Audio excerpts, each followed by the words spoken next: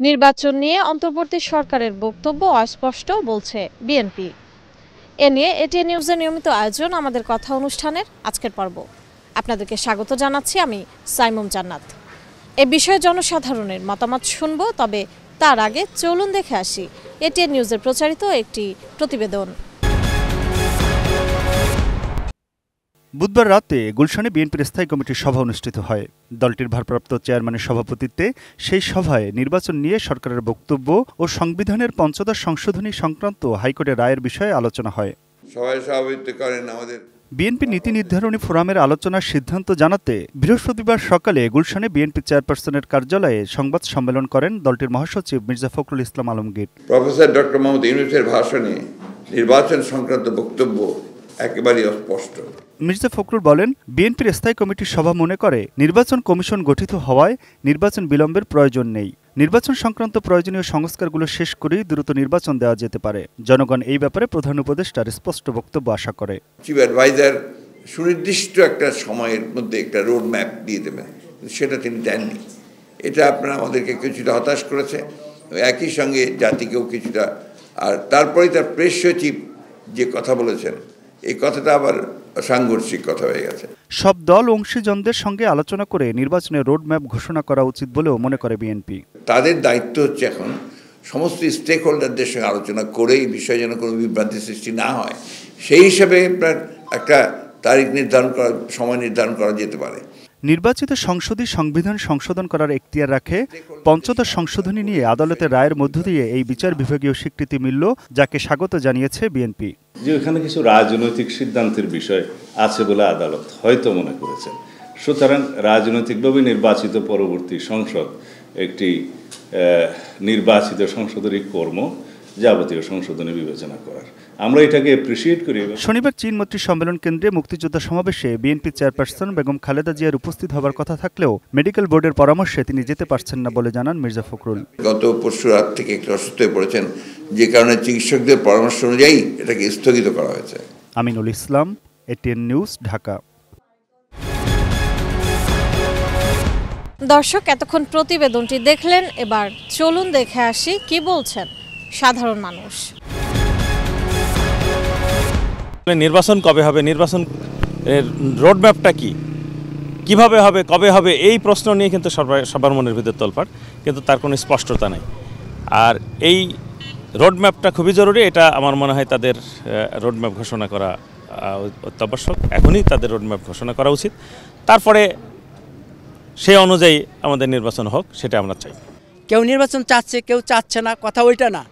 এদের যখন রিফর্ম হয়ে যাবে, কার্যক্রম শেষ হবে, তখন তারা নির্বাচন দেবে। আমরা চাই না আবার এরা নির্বাচন এইভাবে পড়ে থাক এবং দেশের অন্য একটা সাইড যারা আবার এই দেশকে অশান্ত করতে চায়, তারা আবার একটা অশান্ত পরিবেশের তৈরি হোক, আবার রক্ত যাক, এটা আমরা চাই না। সুতরাং একটা সহনশীল অবস্থায় যেন সরকার ইন্টারিম সরকার যে আছে, সে যেন এইভাবে এটাও বুঝে যে না, নির্বাচন দিলে কি হবে, না দিলে কি হবে। এই অন্তর্বর্তী সরকার দায়িত্ব নেওয়ার পরে তাদের একটা রোডম্যাপ থাকবে যে আমরা এতদিনের মধ্যে নির্বাচন সম্পন্ন করব। তারা যে সংস্কার নিয়ে যে কাজ করতেছে, যে সংস্কার করতে এতদিন লাগবে, একটা নির্দিষ্ট রোডম্যাপ না থাকলে আসলে কিন্তু এটা আমরা কোন দিকে যাচ্ছি সেটা আসলে বোঝা যাচ্ছে না। এই জন্য আমি মনে করি যে একটা নির্দিষ্ট সময় বেঁধে দেওয়া যে নির্বাচনটা কখন হবে। অন্তর্বর্তী সরকার যে নির্বাচন করব বলতেছে, কিন্তু কোনো সেমা দিতেছে না। ফখরুল ইসলাম আলমগীর বলছে যে নির্বাচন অতি দ্রুত করা দরকার এবং তারা একটা ডেটের মাধ্যমে যে যত তাড়াতাড়ি একটা আগে ডেটটা দেওয়া যায় সেই হিসাবে নির্বাচন করাই ভালো। ফখরুল ইসলাম আলমগীরের কথাটা হয়তো মেনে নেওয়া উচিত। যে ইন্টারিম সরকার যে আছেন, ওনারা হয়তো ওনারা যে রাজনীতির সাথে জড়িত না, তবুও ওনারা যতটুকু করতেছেন দেশের অর্থনীতি যে পঙ্গু বা যে সমস্যা এখন তারা ধীরে ধীরে কাটিয়ে উঠতেছেন। আশা করি আমরা বাঙালি জাতি আমরা কেটে উঠব। ইন্টারিম সরকারকে আরও একটু ওনাদেরকেও সময় দেওয়া উচিত। ইন্টারিম সরকারও বোঝা উচিত যে মুহূর্তে আমাদের গণতন্ত্রের স্বার্থে আমাদের কী কাজ করতে হবে। 2026 সালের নির্বাচনের যে কথা বলছে অন্তর্বর্তীকালীন সরকার, এটা অনেক দেরিতে। আমরা যারা তরুণ প্রজন্ম আছি, আমরা নতুন ভোটার হয়েছি, এখনও পর্যন্ত আমরা ভোট দিতে পারি নাই। এই কারণে আমাদের আকাঙ্ক্ষা থাকবে আরও তাড়াতাড়ি ভোট হোক। যেভাবে ভারতীয় আগ্রাসন আমাদের দিন দিন করতেছে, তারপরে অনেক প্রতিষ্ঠান আন্দোলন করতেছে। রাজনৈতিক সরকার ছাড়া এসব আন্দোলন বা ভারতীয় আগ্রাসন আমাদের রুখে দেওয়া সম্ভব নয়। তত্ত্বাবধায়ক সরকারের নির্বাচন সম্পর্কে যে সমস্ত বক্তব্য রাখছেন, বক্তব্যগুলি অস্পষ্ট এবং বক্তব্যগুলি স্পষ্ট করে নির্বাচনের তারিখ ঘোষণা করা এবং তফসিল ঘোষণা করা তত্ত্বাবধায়ক সরকারের উচিত। নির্বাচন নিয়ে অন্তর্বর্তী সরকারের বক্তব্য অস্পষ্ট বলে মনে করছে বিএনপি। এই বিষয়টি নিয়ে আসলে সাধারণ মানুষ কি ভাবছে, এই বিষয় নিয়ে আমাদের কথার প্রোগ্রামে লক্ষ্মীপুর থেকে যুক্ত আছে আমি মেহরাজ উদ্দিন রবেন। নির্বাচন তো দেশে হবে, তবে যে দুর্নীতি এখন আগের দেশে চোর এখন ডাকাইতে আসার সম্ভাবনা আছে। এই জন্য আমরা পরিপূর্ণভাবে চোর এবং ডাকাইত মুক্ত সাধারণ মানুষ চাই যে আমরা নিরিবিলিভাবে থাকতে সবাই মিলেমিশে।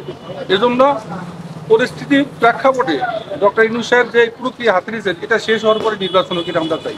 অতি দ্রুত দেশটাকে সংস্কার করে ভোটের মাধ্যমে, সুস্থ ভোটের মাধ্যমে প্রক্রিয়াধীন একটা সরকারের হাতে দেশটাকে হস্তান্তর করা, এটা যত দ্রুত করা যায় এদেশের মানুষ চিন্তা করতেছে ততই ভালো। কারণ দলীয় কোনো সরকার ছাড়া দেশ পরিচালনা করা কখনোই সম্ভব নয়। দেশের উন্নয়নমূলক কাজ করতে হলে দলীয় সরকারের কাছে ভোটের মাধ্যমে হস্তান্তর করতে হবে। অবশ্যই আমরা এটা পজিটিভলি দেখছি, কারণ একটা দেশে যে ফ্যাসিস্ট বিদায় হয়েছে এটা তো আসলে সবার অংশগ্রহণে একটা ফ্যাসিস্ট বিদায় করতে পেরেছে, কিন্তু আমাদের যে দেশের উন্নয়নটা সেটা তো থেমে আছে। সেটার জন্য মানে নির্বাচনের রূপরেখা যত তাড়াতাড়ি দেওয়া যায় তত তাড়াতাড়ি ভালো। নির্বাচন নিয়ে অন্তর্বর্তী সরকারের বক্তব্য অস্পষ্ট বলে মনে করছেন বিএনপি। আমাদের কথায় আমি এম এস সামাদ আর শুনবো বিএনপির মন্তব্য নিয়ে কি বলছেন ঠাকুরগাঁওয়ের সাধারণ মানুষ। এই অন্তর্বর্তী সরকারের নির্বাচন নিয়ে যে আপনার ওটা অবশ্যই অস্পষ্ট মনে হচ্ছে আমাদের কাছেও। হচ্ছে যে নির্বাচন কমিশনে একটা নির্দিষ্ট সময় দিতে হবে, যে সময়ে নির্বাচন কমিশনকে সংস্কার করতে হবে এবং দেশের আইন শৃঙ্খলা পরিস্থিতি একেবারেই আমার কাছে পুরো ভঙ্গুর মনে হচ্ছে। এটাকে আরো স্ট্রং করতে হবে, শক্তিশালী করতে হবে এবং এই সক্ষমতায় নিয়ে গিয়ে নির্বাচন দিতে হবে। তবে সেটা বেশি দিন না, স্বল্প সময়ের মধ্যে নির্বাচন দিয়ে একটা নির্বাচন সরকারের হাতে ক্ষমতা বুঝে দিলে দেশ ভালো চলবে বলে আমি আশা করি। অলরেডি এই অন্তর্বর্তী সরকারের প্রায় 6 মাস কেটে গেল, এখন পর্যন্ত তারা রোডম্যাপ দিতে পারে নাই। এটা শুধু বিএনপি নয়, বিএনপির বিপ্লবী মহাসচিব জনাব মির্জা ফখরুল ইসলাম আলমগীর স্যার এটা কিন্তু সবসময় তিনি বলে আসছেন। এছাড়া অন্যান্য রাজনৈতিক নেতৃবৃন্দও কিন্তু প্রকাশ্যে বলছেন যে এই সরকারের একটা রোডম্যাপ দেওয়া উচিত এবং জনগণের কাছে এটা একটা পরিষ্কার করা উচিত যে আগামী এত তারিখের মধ্যে এত তারিখ নির্বাচন এবং সেই অনুযায়ী এই সরকারকে চলা উচিত। বিএনপি যেটা বলছেন যে আমরা নির্দিষ্ট কোনো রোডম্যাপ পাচ্ছি না যে এই সরকার নির্বাচন কবে নাগাদ দিবে বা কখন দিবে, তো আমি মনে করি যে বিএনপির এই মতামতের সাথে আমিও একমত। দর্শক, এই ছিল আমাদের কথা অনুষ্ঠানের আজকের আয়োজন। বিদায় নিচ্ছে আমি সাইমুম জান্নাত। দেখা হবে আগামী পর্বে।